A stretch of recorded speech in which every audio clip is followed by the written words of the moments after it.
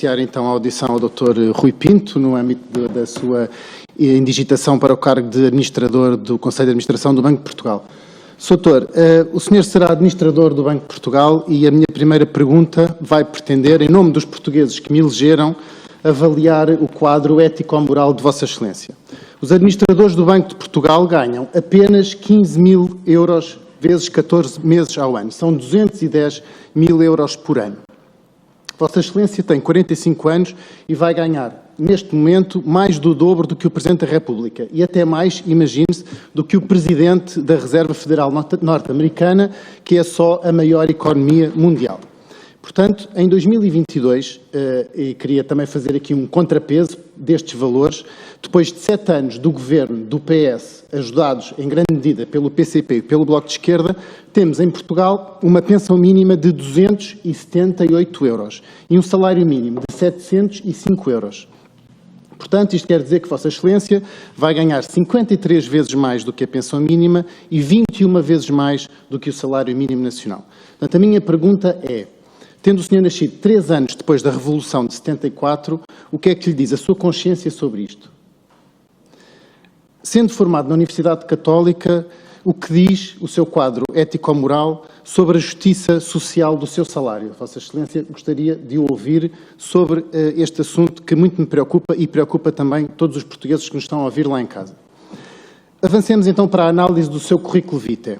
Vossa Excelência transita da CMVM para o Banco de Portugal, do qual foi diretor adjunto do Departamento de Supervisão Prudencial. Portanto, podemos constatar que os nomes que estão a ser selecionados pelo Ministro das Finanças para supervisores financeiros reforçam a presença e o peso no Banco de Portugal.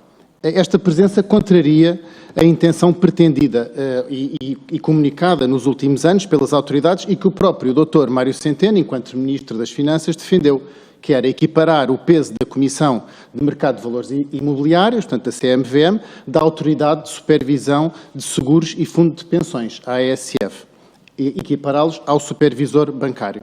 Portanto, o Banco de Portugal assume-se assim como uma fonte essencial de recrutamento dos nomes dos supervisores, o que lhe dá um peso ainda maior.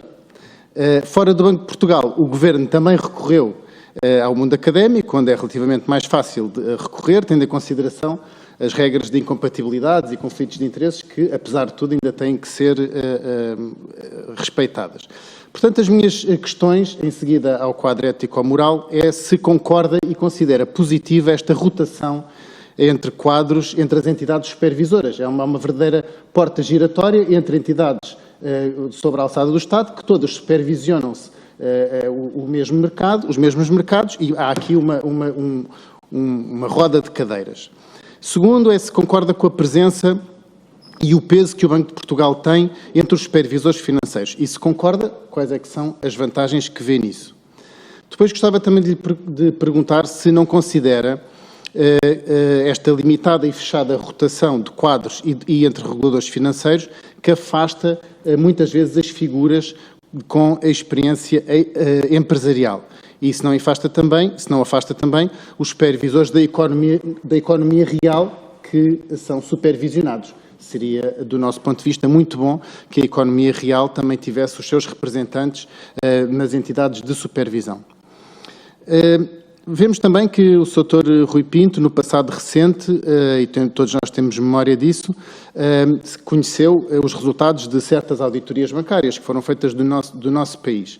E sabemos que as empresas auditoras foram escolhidas pelas próprias entidades financeiras, ou seja, os bancos que foram auditados escolheram os seus auditores.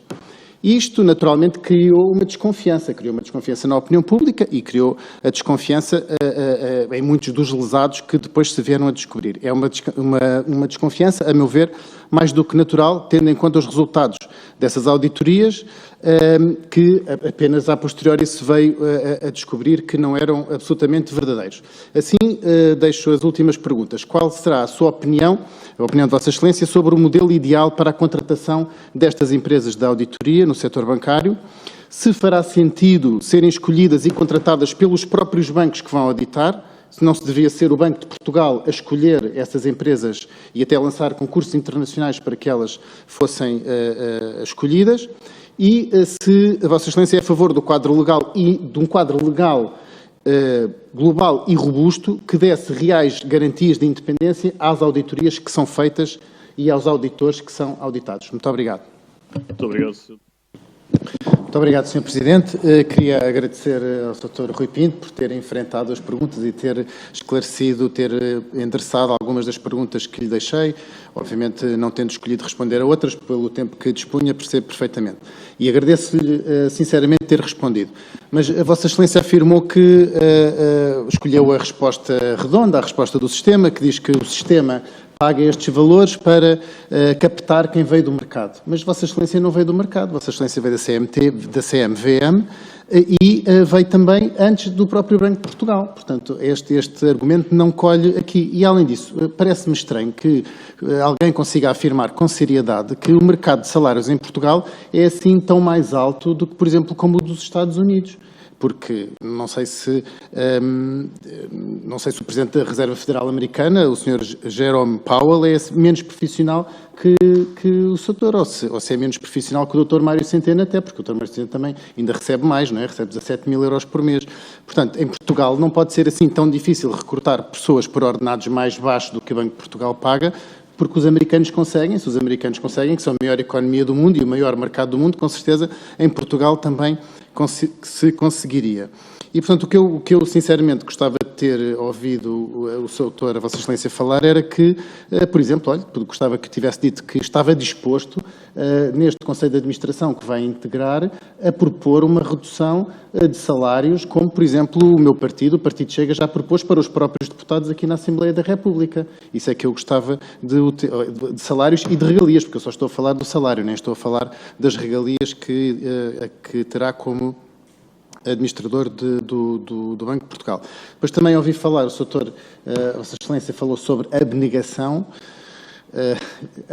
Falar em abnegação auferindo um salário de 15.000 euros por mês é um bocadinho poético, mas agradeço-lhe a sua resposta na mesma. Muito obrigado.